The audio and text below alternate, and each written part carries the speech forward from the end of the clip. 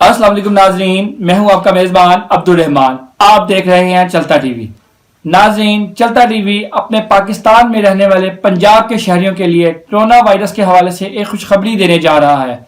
پنجاب میں کرونا کے مریضوں کو آزمائشی بنیادوں پر ملیریا کی دوا دینے کا فیصلہ کر لیا گیا ہے۔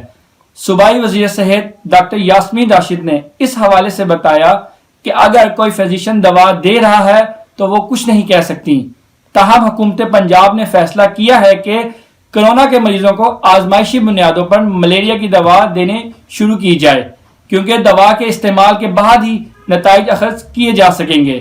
انہوں نے یہ بھی کہا حکومت پنجاب کے پاس ملیریا کی دوا موجود ہے، لیکن مزید 50,000 ملیریا کی ادویات خرید لی جا چکی ہیں۔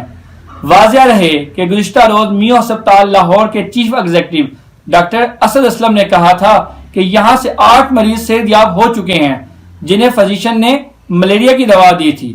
بظاہر اس دوا کے بہتر نتائج لگ رہے ہیں، اور جو مریض صحت یاب ہو کر چلے گئے ہیں ان پر دوا کا نتیجہ بظاہر کامیاب رہا۔ انہوں نے کہا ان مریضوں کو مکمل 14 دن تک آئسولیشن سینٹر میں رکھا گیا، تاہم ان میں کوئی تشویشناک مریض شامل نہیں تھا۔